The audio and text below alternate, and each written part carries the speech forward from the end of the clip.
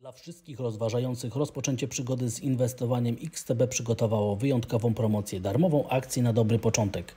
XTB przyznaje całkowicie bezpłatnie jedną akcję o wartości nie wyższej niż $30 każdemu nowemu klientowi, który otworzy darmowe konto i zdeponuje środki w dowolnej wysokości.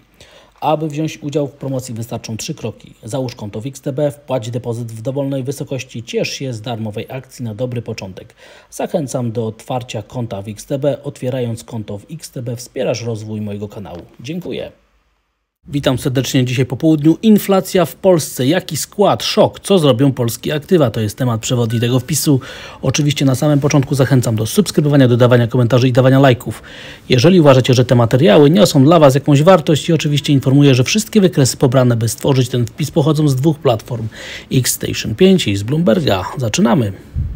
Inflacja w Polsce. Jaki skład? Szok. Co zrobią polskie aktywa? Ten materiał będzie poświęcony głównie wydarzeniom w Polsce, polskiej gospodarce, rynkom emerging markets, ale także czas poświęcić trochę więcej czasu temu zjawisku, które się zaczyna teraz, czyli publikacji wyników spółek w Stanach Zjednoczonych, bo to te wyniki będą wkrótce mogły doprowadzić do kolejnych perturbacji na giełdach papierów wartościowych, ale oczywiście rynek także żyje wczorajszymi danymi o inflacji w Stanach Zjednoczonych. Procesy dezinflacyjne na całym świecie postępują, zaczynają wkraczać także do Polski. Ten wykres, który jest w tle, pokazuje, że inflacja zaczyna spadać i te dzisiejsze ostateczne dane za grudzień potwierdzają, że odczyt, który był publikowany wcześniej, był prawidłowy. Inflacja na poziomie 16,6 oznacza, że szczyt inflacji w Polsce został ustanowiony, że inflacja zaczyna spadać, że procesy dezinflacyjne dotarły w Polsce z opóźnieniem około 5 miesięcy i na następnym wykresie widzimy, jaki jest skład, co teraz jest największym problemem i co teraz napędzać będzie inflację,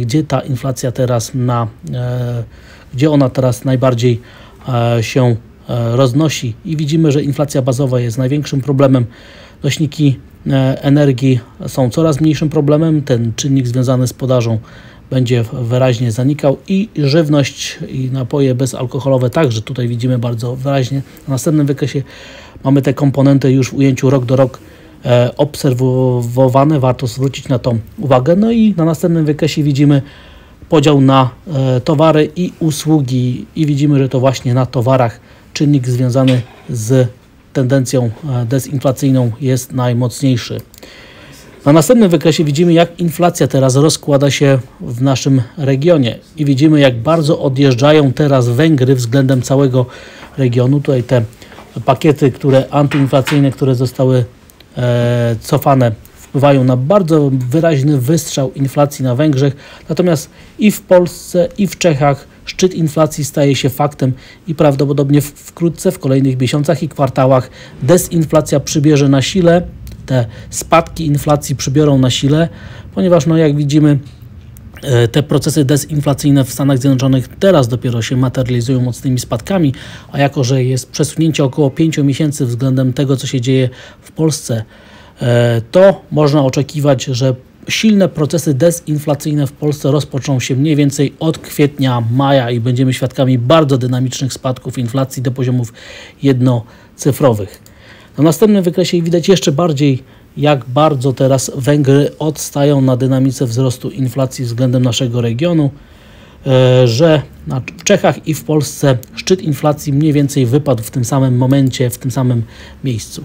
I oczywiście, drodzy Państwo, my mamy taki teraz bardzo dobry wskaźnik tego, jak zachowuje się inflacja, że możemy w czasie rzeczywistym obrazować i zastanawiać się i obserwować te procesy inflacyjne i odpowiadać sobie na pytanie, czy inflacja faktycznie będzie spadać, czy też będzie rosnąć. I tym miernikiem są polskie obligacje. Rentowność polskich obligacji, która wyraźnie spada, oznacza, że inwestorzy własnymi pieniędzmi, milionami, miliardami euro, dolarów, funtów, jenów czy też złotych kupując obligacje, liczą na to, że procesy dezinflacyjne będą miały miejsce. I to właśnie teraz obserwujemy. Obserwujemy także, że dzisiaj na zamknięciu świecy tygodniowej dojdzie do potwierdzenia wybicia górą i utworzenia formacji podwójne dno na ETF-ie na całej polskiej krzywej dochodowości, jednoznacznie wspierając tezę o tym, że następne tygodnie i miesiące, być może kwartały, przyniosą nam kontynuację silnej presji na polskie obligacje właśnie w formie dyskontowania szczytu inflacyjnego i dezinflacji, bardzo mocnych spadków inflacji w kolejnych miesiącach i kwartałach.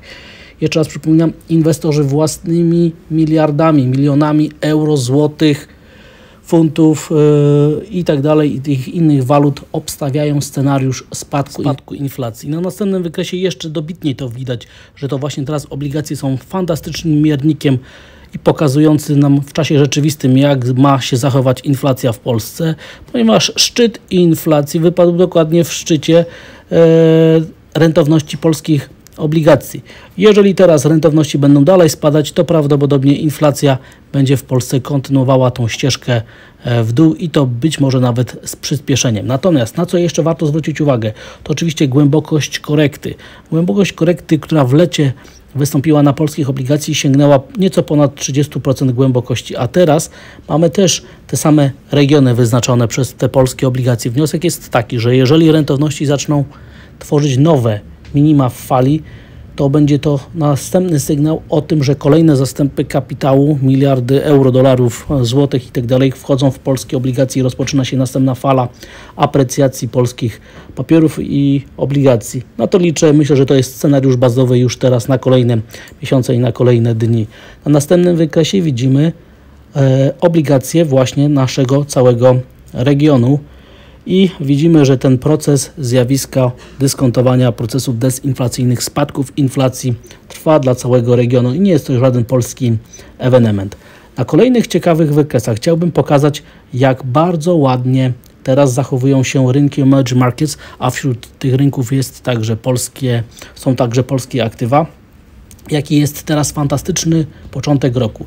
Praktycznie na rynkach emerging markets, jeżeli chodzi o obligacje denominowane w lokalnej walucie, mamy rekordowy start roku. Jeszcze nigdy w historii nie było tak dobrego początku roku na obligacjach denominowanych w walucie lokalnej na rynkach emerging market, czyli także na rynku polskich aktywów. Jeżeli popatrzymy na te obligacje, ale denominowane w amerykańskim dolarze, to także mamy fantastyczny początek roku. Jest to najlepszy początek roku od 2004. Więc widzimy, jaka jest teraz skala presji na obligacje. Drugiej w kolejności do analizy jest rynek walutowy. I w tym wypadku widzimy, że od dekad nie było tak mocnego startu roku na rynku walutowym. Czyli między innymi na rynku złotego. Praktycznie od 15 lat nie zaznaliśmy tak dobrego początku roku na polskim rynku walutowym i innych rynkach emerging markets. Kiedy zobaczymy, jak ładnie zaczyna się początek roku na rynku akcyjnym, to także widzimy, że stopa zwrotu z pierwszych 2 tygodni od początku nowego roku jest największa od 1990, więc emerging markets, rynki indeksy giełdowe, rynek akcji także notuje fantastyczny, wprost wymarzony początek roku i widzimy, że ryzyko jest kupowane równolegle do osłabiającego się amerykańskiego dolara, bo to jest główny powód tego, że taki mamy fantastyczny początek roku. Sama warszawska giełda papierów wartościowych dzisiaj generalnie tworzy sesję w lekkiej korekcie, o powodach tego zachowania za chwilę będę mówił szerzej. Natomiast wygląda na to, że świeca tygodniowa będzie faworyzowała scenariusze prowzrostowe i że w przyszłym tygodniu zbliżymy się i będziemy atakować okolice oporów 1985-2000 punktów, ponieważ tam przebiega średnia krocząca 200-sesyjna na wykresie tygodniowym. Tam przebiega także ten psychologiczny poziom 2000 punktów. No i oczywiście przekroczenie tej bariery dałoby sygnał, że popyt na ryzyko atakuje i rozpoczyna się następna fala wzrostów, a indeks WIG20 ma potencjał ku temu, żeby ruszyć w okolice 2400-2500 punktów w kolejnych miesiącach tego roku. Na następnym wykresie widzimy powiązanie zachowania indeksu WIG20 z głównym czynnikiem, który sprawia, że te właśnie nasze aktywa rynków emerging markets są tak mocno kupowane, czyli z osłabiającym się amerykańskim dolarem. Widać jak na dłoni, że jeżeli występuje presja na umocnienie amerykańskiego dolara, to giełda papierów wartościowych w Polsce spada. bez względu na to, co się będzie działo, jaka jest polityka, stopy procentowe i inne tego typu sprawy, nie ma to żadnego znaczenia. Lokalne czynniki nie mają żadnego znaczenia. Liczy się tylko i wyłącznie przepływ do amerykańskiego dolara, który oznacza, że kapitał z całego świata jest wysysany i pchany do amerykańskiego dolara, do amerykańskich aktywów. I wystarczyło tylko, że w październiku odwrócił się ten trend. Na trend osłabienia amerykańskiego dolara, to ten kapitał, który był wcześniej parkowany w amerykańskich aktywach, wypływa ze Stanów Zjednoczonych, z amerykańskich aktywów i szuka na całym świecie stopy zwrotu. Jedną z najlepszych inwestycji są polskie aktywa, dlatego giełda papierów wartościowych bardzo ładnie rośnie, dlatego polskie obligacje zachowują się tak fantastycznie, dlatego złoty się zaczyna umacniać. I naprawdę lokalne czynniki, lokalna polityka, wydarzenia nie mają żadnego znaczenia. Liczy się tylko i wyłącznie globalny przepływ kapitału do amerykańskiego dolara albo od amerykańskiego dolara. Jako że po wczorajszych danych o inflacji w Stanach Zjednoczonych euro-dolar zaczął rosnąć, amerykański dolar cały czas się osłabia, więc jest bardzo duże prawdopodobieństwo, że wkrótce tendencja wzrostowa na polskich aktywach, na polskich akcjach, obligacjach, na złotym znowu powróci i będziemy świadkami nowych maksimów, nowych szczytów, kontynuacji tych tendencji, które obserwujemy od października. A na razie rynek złotego jest w miarę stabilny. Ja jestem pod wrażeniem, że ta konsolidacja na euro-złotym trwa już tak długo. Już trzeci miesiąc mamy niewielką zmienność. Wkrótce powinno dojść do wybicia. Natomiast obserwacja punktów swapowych na euro-złotym w tym ujęciu 12-miesięcznym sygnalizuje, że największa presja na polskiego złotego już wystąpiła, ponieważ te punkty swapowe w ostatnich 3 miesiącach spadły o połowę, z 4000 punktów w ujęciu rocznym do prawie 2000 punktów w ujęciu rocznym. Dlatego też ta najbardziej atrakcyjna forma kupowania polskich aktywów już moim zdaniem za nami. Natomiast cały czas te 2000 punktów swapowych na rok są na tyle atrakcyjne, że spodziewam się wkrótce następnej fali zakupów polskich aktywów. Ponieważ te poziomy mogą się nie powtórzyć, dlatego też moim zdaniem inwestorzy zagraniczni będą cały czas niezwykle pozytywnie nastawieni do wszystkiego, co jest po prostu wiąże się z Polską. Plus oczywiście obserwujemy zmniejszenie się premii za ryzyko dla naszego kraju, czyli różnica między rentownościami polskich obligacji 10-letnich a niemieckich spada do poziomów najniższych od początku wojny. To samo ujęcie premii za ryzyko, tylko że dla amerykańskich obligacji pokazuje największy spadek od marca. To jest bardzo ważna wiadomość dla polskich aktywów. I jeszcze dzisiaj o godzinie 14 poznaliśmy dane o rachunku bieżącym, który był tak dobry jak skrajnie optymistyczne prognozy. Dlatego też sygnały o możliwej nierównowadze będą prawdopodobnie wykorzystane, będą zanegowane i tutaj ten czynnik związany z rachunkiem bieżącym będzie sprzyjał także polskim aktywom. Warto mieć to na uwadze i pamiętajmy, że jeszcze dzisiaj wieczorem poznamy rating Polski przez Fitch. To jest pierwsze takie badanie ratingu naszego kraju i te wnioski, które będą zawarte w tym raporcie, mogą wpłynąć na początek sesji, na początek handlu w przyszłym tygodniu na polskich aktywach, więc bądźmy skoncentrowani na tych słowach, na tych informacjach, które będą wypływały dzisiaj wieczorem z tego raportu. No i teraz czas na rynki zagraniczne. Zaczynamy oczywiście od oceny perspektyw co do stóp procentowych w Stanach Zjednoczonych. I tu widzimy niewielkie zmiany, praktycznie nic się nie zmieniło, ale 24 godziny po danych o inflacji jesteśmy na implikowanej stopie procentowej jednak trochę niżej niż miało to miejsce dokładnie dobę temu. Dlatego też myślę, że amerykański dolar cały czas ma potencjał ku temu, żeby się osłabiać, a rentowności amerykańskich obligacji są poniżej poziomu 3,50. Dlatego moim zdaniem faworyzowane są scenariusze prowzrostowe. A amerykański dolar się dzisiaj umacnia z powodu pierwszych wyników spółek, które pojawiły się nieco przed godziną 13 czasu Warszawa i one były odebrane negatywnie, stąd też osłabienie futures na indeksy giełdowe na Wall Street, zapowiada się niższe otwarcie, ale moim zdaniem zachowanie właśnie rynkowych stóp procentowych i tej implikowanej stopy procentowej będzie zachęcało do tego, żeby wykorzystać te niższe otwarcie do kupowania, dlatego jeżeli wystąpi dzisiaj prawo longa na giełdach papierów wartościowych na Wall Street, to myślę, że będzie to dobry zwiastun i sygnał, że popyt na ryzyko ma ochotę cały czas atakować. Rynek walutowy to także para dolar do jena. Ona zbliża się do ważnych wsparć i prawdopodobnie będą one wkrótce testowane. Natomiast jeżeli rozpatrujemy początek roku na rynkach w Europie, to widzimy także, że mamy do czynienia z rekordowym startem handlu na akcjami. Europejskie spółki wyrobiły już ponad 6% stopy zwrotu i to jest bardzo dobry początek tego roku. Kiedy zobaczymy te stopy zwrotów w poszczególnych kolejnych latach, kiedy też mieliśmy do czynienia z bardzo dobrymi początkami roku, to okazywało się, że do końca stycznia indeksy giełdowe były jeszcze wyżej.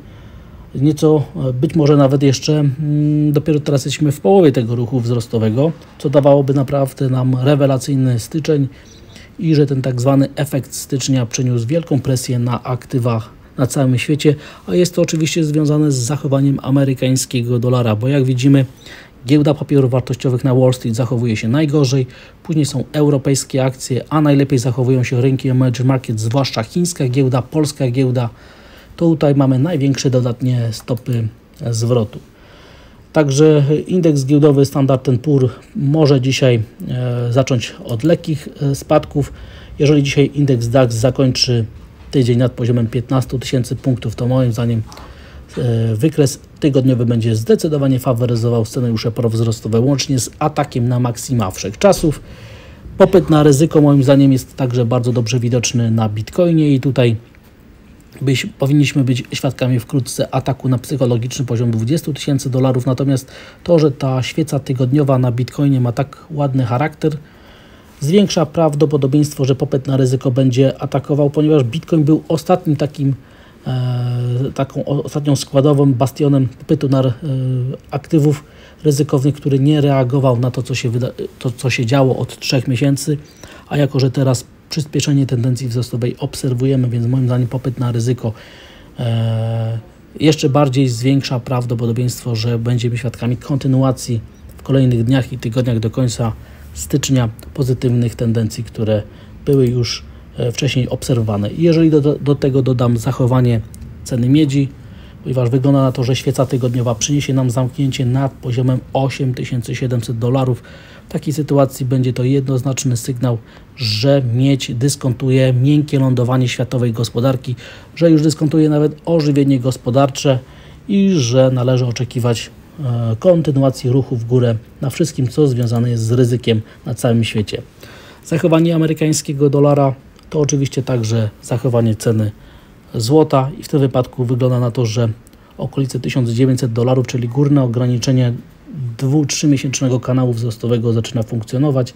Zobaczymy, czy dojdzie do jakiegoś głębszego tąpnięcia na cenie złota. Ja generalnie się tego nie spodziewam. Natomiast zobaczmy także zachowanie ceny gazu. Ktoś tutaj z Państwa poruszał ten temat i dla tego użytkownika wykres. Naniesiony na tym wykresie jest cena gazu w Europie, cena gazu w Azji i futures na gaz w Stanach Zjednoczonych i widzimy bardzo wyraźnie, jak na dłoni, że cena gazu w Europie spada najmocniej. Tutaj ta tendencja jest najlepiej widoczna.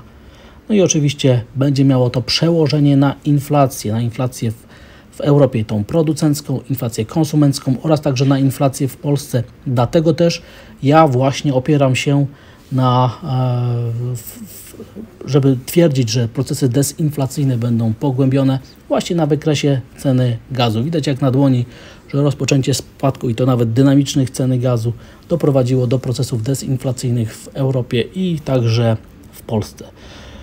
Inflacja w Polsce, widzimy jaki jest skład, to naprawdę jest szok i co zrobią polskie aktywa? Moim zdaniem jest około 80% prawdopodobieństwa, że pod koniec stycznia będziemy wyżej niż ma to miejsce teraz na polskich aktywach, polskich akcjach, indeksach giełdowych, polskim złotym czy na polskich obligacjach. No i oczywiście, drodzy Państwo, mamy cały czas okres początku nowego roku i zachęcam do tego, żeby zapoznawać się z materiałami edukacyjnymi z różnych źródeł i tam na dole link w opisie i link w komentarzu. Zachęcam także, żeby się zapoznawać z tymi materiałami, poznawać opinie innych profesjonalnych uczestników rynku, żeby wiedzieć, w którą stronę się nastawiają żeby wiedzieć, żeby redukować ryzyko własnych inwestycji. To jest moim zdaniem najważniejsze i po prostu, żeby wiedzieć więcej. Zachęcam do tego, jeszcze raz przypomnę, na dole link w opisie i link w komentarzu. Dziękuję za odsłuchanie tego materiału. Zachęcam do subskrybowania, dodawania komentarzy i dawania lajków, jeżeli uważacie, że te materiały niosą dla Was jakąś wartość. I widzimy się i słyszymy w poniedziałek rano. Stopy zwrotu i pozdrawiam.